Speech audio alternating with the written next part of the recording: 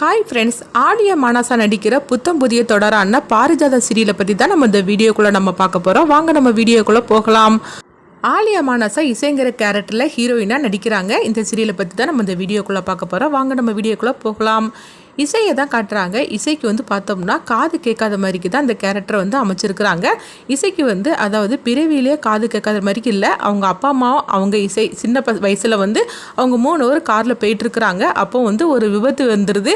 அந்த விபத்தில் பார்த்தோம்னா இசை தன்னுடைய அப்பா அம்மாவை இழந்துருந்தாங்க. அதே நேரத்தில் அவங்களுக்கு அந்த விபத்தில் தான் காதும் கேட்காம போயிடுது. அதுக்கப்புறம் பார்த்தோம்னா அவங்க தாத்தா தான் அவரை வளர்த்துருந்தாங்க. அது மட்டும் இல்லாமல் அவங்க கூடயே அவங்க சித்தியும் சித்தப்பாவும் அவங்களும் இருக்கிறாங்க.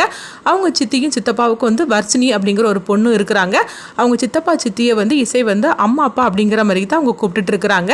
ஆனால் அவங்க சித்திக்கு எப்போவுமே இசையை பிடிக்காத மாதிரி தான் இருக்குது. இசைக்கு காது கேட்காதனால யாருமே கல்யாணம் பண்ணிக்கிறதுக்காக வரமாட்டேங்கிறாங்க. அப்போ அன்னைக்கு இசையை பொண்ணு பார்க்கறதுக்காக வாராங்கன்னு சொன்னதுமே எல்லாருமே ரொம்ப சந்தோஷப்பட்டுட்டு இருக்கிறாங்க. அப்போ இசையோட தாத்தா கேட்குறாங்க, என்னம்மா மாப்பிள்ளட்டுக்காரங்க இவ்வளோ நேரம் ஆகிப்போச்சு, ஆளை காணலை அப்படிங்கும்போது இன்னும் கொஞ்ச நேரத்தில் வந்துருவாங்க மாமா அப்படின்னு சொல்லிட்டு இருக்கும்போது இசை பார்த்தோம்னா தனக்கு கல்யாணம்னு சொல்லிக்கிட்டு அவங்க அலங்காரம்லாம் பண்ணிட்டு ரொம்பவே அழகாக இருக்கிறாங்க. அப்போ வர்ஷினி அவங்க இசைக்கிட்ட சொல்கிறாங்க. அப்போ வாய் இசைக்கிறத பார்த்துட்டு அவங்க இசை அதுக்கு ஏற்ற பதில மாதிரிக்கு அவங்க சொல்கிறாங்க. ஏன்னா அவங்களுக்கு காது கேட்காதனால நம்ம வாய் உச்சரிப்பை பார்த்து தான் அவங்க அதுக்கு ஏற்ற மாதிரிக்கு பதில் சொல்லிட்டு இருக்கிறாங்க. அப்போ வர்ஷினி சொல்கிறாங்க, அக்கா மாப்பிள்ளட்டுக்காரங்க கொஞ்ச நேரத்தில் வந்துருவாங்கக்கா அப்படிங்கவும் இசையும் ரொம்பவே சந்தோஷப்பட்டு இருக்கிறாங்க. அடுத்தது பார்த்தோம்னா மாப்பிள்ளட்டுக்காரங்களும் வந்துருந்தாங்க.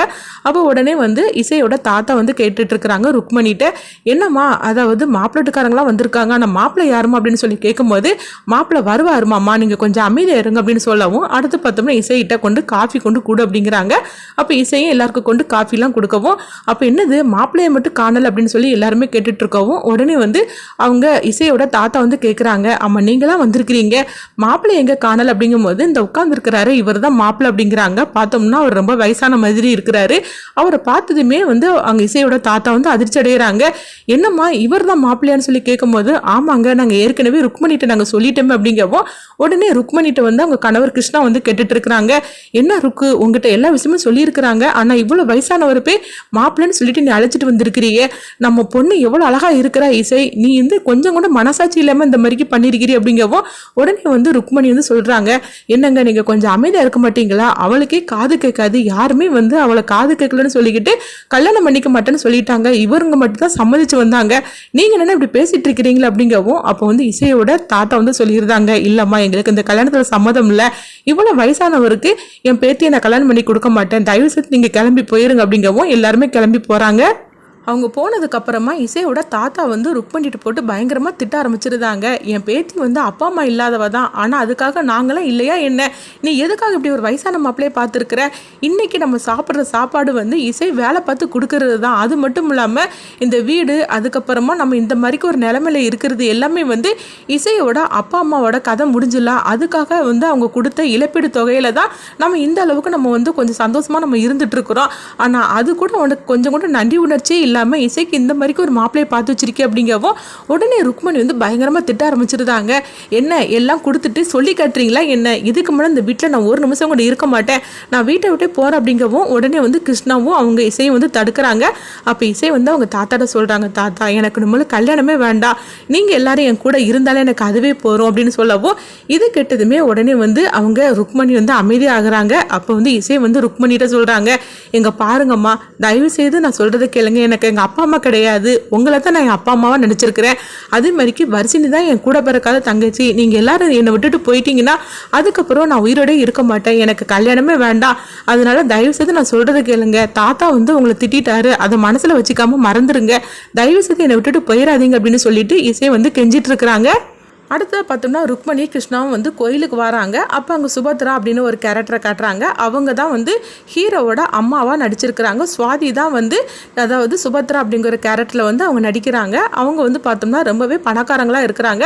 அப்போ இவ்வளோ வசதியை பார்த்துக்கிட்டு உடனே ருக்மணி சொல்லிட்டு இருக்கிறாங்க, வாழ்ந்தா அவங்கள மாதிரிக்கு வாழணும், அந்த மாதிரிக்கு ஒரு இடத்துல நம்ம பிறக்கணும், அவங்க எவ்வளோ வசதியாக இருக்கிறாங்க பாருங்க, எல்லாருக்கும் ரூபாயே அதாவது எல்லாருக்கும் யாசகமாகவே 500 நோட்டையாக நீட்டி திட்டிட்டு இருக்கிறாங்களே, இவ்வளோ வசதியானவங்களா அப்படின்னு சொல்லவும், அது மட்டும் இல்லை இந்த மாதிரி குடும்பத்தில் தான் என் பொண்ணை நான் கல்யாணம் பண்ணி கொடுக்கணும் அப்படின்னு சொல்லிட்டு அவங்க ருக்மணி வந்து ஆசைப்படுறாங்க. ஆனால் வந்து சுபத்ராவோட கேரக்டர் என்னன்னா, அவங்க வசதி வாய்ப்பை பார்க்கறத விடையும் அவங்க ஜாதகத்தில் ரொம்பவே நம்பிக்கையாக இருக்கிறாங்க. சகுனம் பார்க்கறதுலையும் ஜாதகம் பார்க்கறதுலையும் அவங்க முழு நம்பிக்கையோடு இருந்துட்டு இருக்கிறாங்க. அப்படி இருக்கும்போது அப்போ ஒரு லேடி வந்து சுபத்ராட்ட வந்து சண்டை போடுறதுக்காக இருக்கவும், உடனே வந்து சுபத்ரா அவங்கள பார்த்ததுமே சொல்கிறாங்க, நீ எதுக்காக அங்கே வந்திருக்கிற, ஒழுங்கு மரியாதை இங்கேருந்து போறியா இல்லையான்னு சொல்லி கேட்கும்போது, இங்கே பாரு இந்த வீட்டுக்கு நீ மருமகளாக வந்திருக்கிற, அதுக்கு முன்னாடியே நான் இந்த வீட்டுக்கு மருமகளாக வந்தவளாக்கும், உனக்கு முன்னாடியே நான் அந்த வீட்டுக்கு பெரிய மரமெல்லாம் வந்திருக்கனால எனக்கு தான் வந்து முழு அதிகாரமும் அப்படின்னு சொல்லவும், உடனே வந்து சுபத்ரா சொல்லிட்டு இருக்கிறாங்க, நீ வந்த லட்சணம் தான், உன் மாப்பிள்ளையை பாரு, அவருடைய கதையை நீ முடிச்சுட்டு போயிட்டே அப்படின்னு சொல்லவும், இது கெட்டதுமே அவங்க அப்படியே சோகமாயிருந்தாங்க. அப்போ சுபத்ராவோட கணவர் வந்து சொல்லிட்டாங்க, சுபத்ரா நீ இந்த மாதிரிலாம் பேசாது அப்படிங்கும்போது, என்ன நான் பேசக்கூடாது, அவளுடைய ஜாதகம் சரியில்லாதனால தானே உங்கள் அண்ணனையே அவள் முழுங்கிட்டா, அப்படி இருக்கும்போது அவளை வீட்டை விட்டு துறதுனதுல எந்த வித தப்பும் கிடையாது, நீங்கள் அவளுக்காக பறிஞ்சு பேசிட்டு இருக்காதீங்க, ஒழுங்கு மாதிரியே அங்கிருந்து போயிரு அப்படின்னு சுபத்ரா வந்து பயங்கரமா அவங்களை திட்டி விடவும் அவங்க அழுதுகிட்டே அங்கிருந்து கிளம்பி போயிருந்தாங்க. அடுத்தது அங்க பார்த்தோம்னா வந்து இசையை தான் காட்டுறாங்க. இசை வந்து அவங்க வீட்டில் ஒரு இடத்துல வந்து அவங்க ஆணி எறிஞ்சிட்டு இருக்கவும், அப்போ நம்ம ஹீரோவை தான் காட்டுறாங்க. ஹீரோக்கு வந்து மியூசிக்னா அவங்களுக்கு ரொம்பவே உயிர், அதனால அவங்க வந்து ஃப்ரெண்ட்ஸுகளோட அவங்க ப்ராக்டிஸ் பண்ணிகிட்டு இருக்கவும், அப்போ இந்த இடத்துல பார்த்தோம்னா இசை வந்து ஆணி எறிஞ்சிட்டு இருக்கும்போது அவங்களுக்கு ரொம்பவே டிஸ்டர்பாக இருக்குது.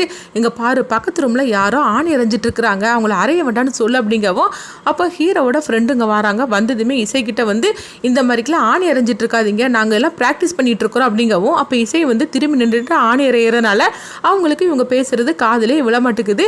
உடனே வந்து என்னது இந்த பொண்ணுக்கிட்ட நம்ம இவ்வளவு தூரம் சொல்லிக்கிட்டே இருக்கிறோம், ஆனால் அவங்க கொஞ்சம் கூட காதில் வாங்கிக்கிடாம ரொம்ப திமிர் பிடிச்ச பொண்ணு போலுக்கு அப்படின்னு சொல்லிக்கிட்டு அவங்க திட்டிட்டு போகவும், அப்போ உடனே வந்து ஹீரோ வந்து கேட்டுட்டு இருக்கிறாங்க, என்ன ஆச்சு அப்படின்னு சொல்லி கேட்டுட்டு இருக்கும்போது, இங்கே பாரு நான் அந்த பொண்ணுக்கிட்ட சொல்லிட்டு இருக்கிறேன், ஆனால் அந்த பொண்ணு கொஞ்சம் கூட காதில் வாங்கிக்காம அவ பாட்டுக்கு ஆணி எறிஞ்சிக்கிட்டே இருக்கிற அப்படிங்கவும், இதனால கோபத்தோட ஹீரோ வந்து நேராக இசையை பார்க்கறதுக்காக அந்த ரூமுக்கு வராங்க.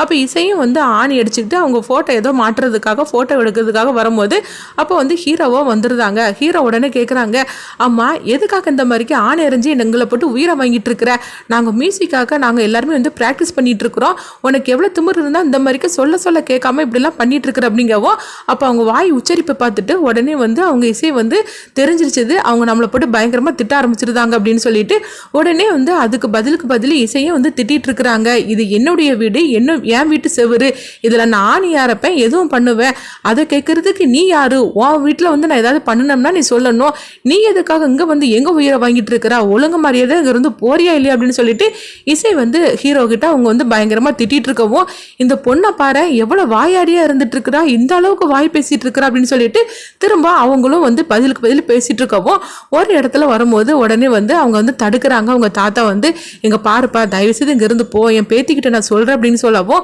உங்க பேத்திக்கிட்ட சொல்லி வைங்க அப்படின்னு சொல்லிட்டு அவங்களும் கோவத்தோட போகவும், உடனே வந்து இசை கிட்ட அவங்க தாத்தா சொல்றாங்க, எதுக்குமா அந்த பையன்கிட்ட வம்பிழுத்துட்டு இருக்கிற அப்படிங்கும்போது, வரவேணா தாத்தா நம்ம வீட்டில் நம்ம செவரில் நான் ஆணி அரைஞ்சிக்கிட்டு இருக்கிறேன், என்னமா இவர் வந்து என்னமா வந்து இந்த வீட்டையும் விலைக்கு வாங்கிக்கிட்ட மாதிரிக்கெல்லாம் பேசிட்டு இருக்காரு அப்படிங்கவும், சரிதாம்மா நீ கொஞ்சம் அமைதியாரு அப்படின்னு சொல்லிட்டு இருக்கிறாங்க.